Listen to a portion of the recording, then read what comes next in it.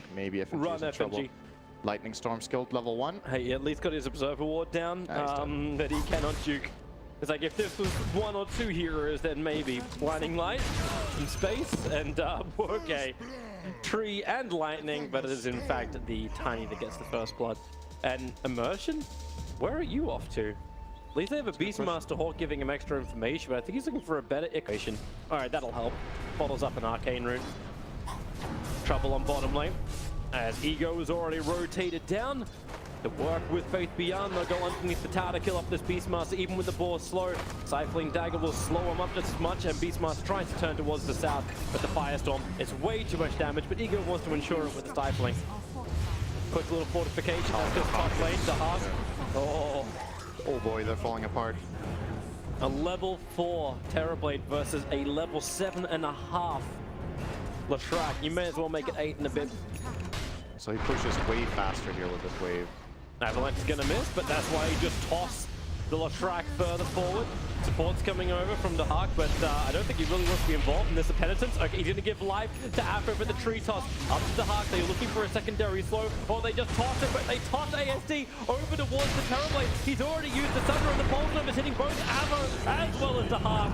Maybe there's the Nova, and it will with the Ignis. They can hold them there. The stun can come out. Leshrac is died once more. The stun over the Phantom Assassin. She wants to actually Phantom Strike up the hill and over towards the Chen, but they keep her controlled long enough. Gambit, they are killing off this overconfident Ehome. What the hell are they doing?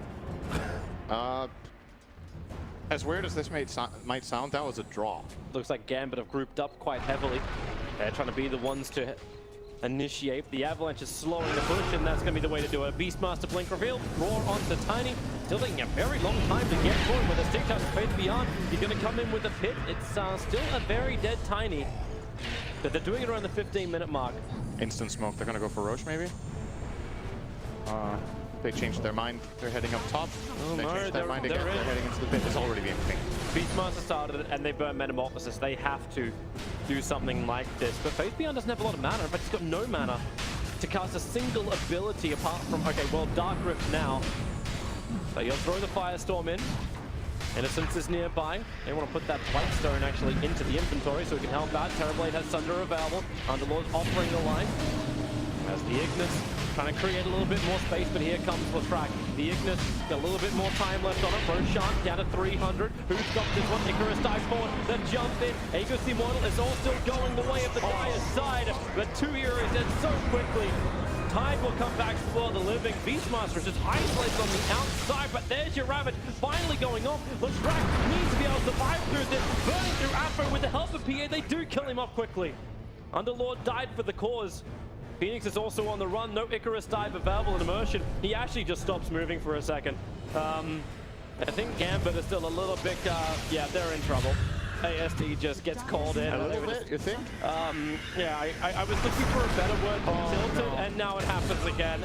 Tiny destroys the Keeper of the Light.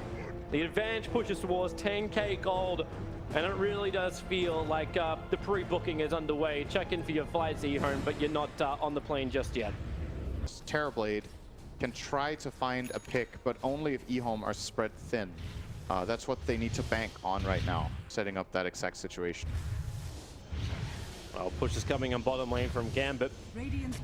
ASD's ready to wrap around the back and at least stop this push. At the same time, it's a smoke maneuver from Ehome.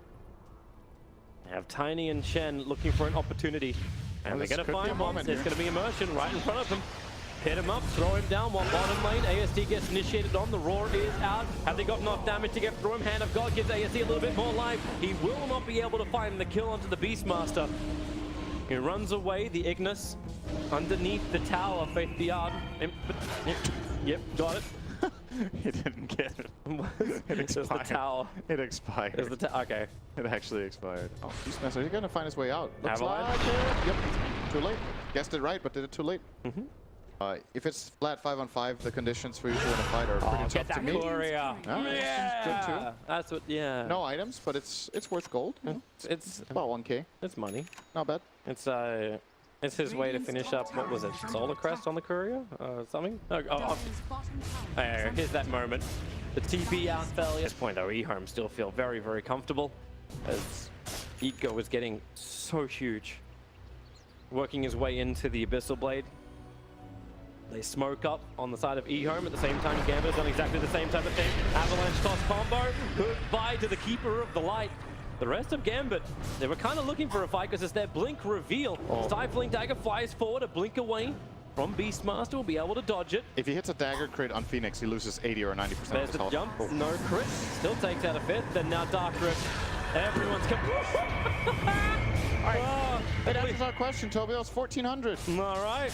There you go. Well, let's see that again.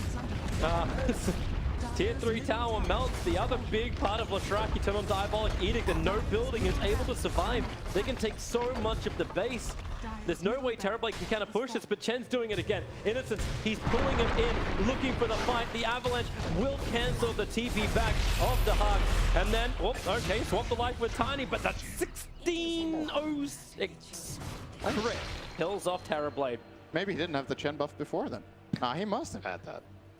Now, Oh, maybe not. I don't know. and now triple Stifling Dagger. Beastmaster got rooted, and he's on the run into the lane.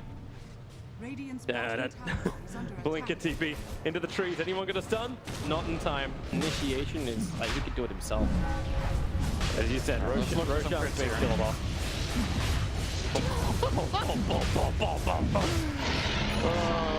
By the time Gambit arrived, Roshan is dead. That was before the Basher even reached the Phantom Assassin. It came in at the end of the death of Roshan. That's some of that frog shit. There. We take what we're given. Holy mother of Lord, that damage. Okay, Gambit, what's the play? Live. One hit crits the entire wave, and the Stifling Dagger will take the other wave out. This is the poor man's some power. All right, they have to ravage. They have to ravage. Terrorblade has to have a big time. He's got BKB ready to go. A fresh Solar Crescent Afro. Focus somebody down, but is it going to be the Ego's immortal target? It's jumping in Ego. There's your Stifling Dagger hit out. Afro did take the crit and live through it, so that's one upside.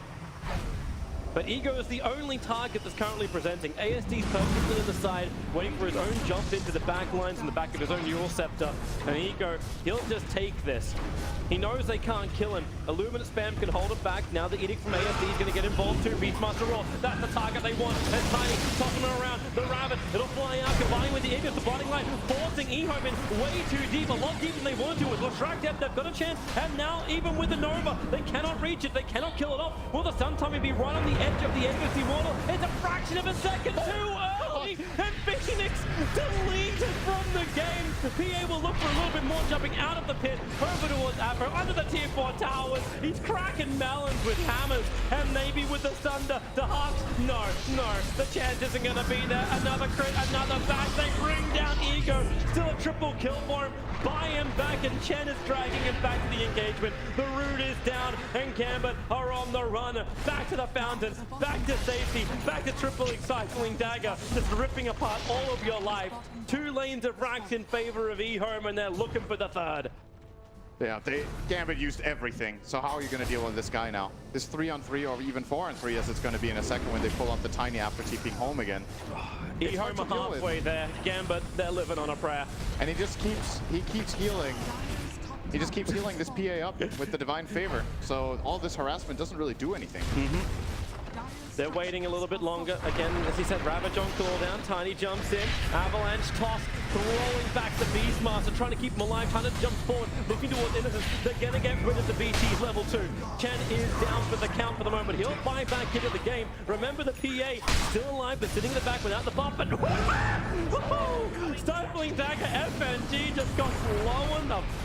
And now PA jumps in with the clean. That's the game. Everyone's dead for Gambit. GG, well played. Ehome will 3-1 the grand final of the Bucharest Minor and advance themselves all the way to China. They're going home to play in the major next week.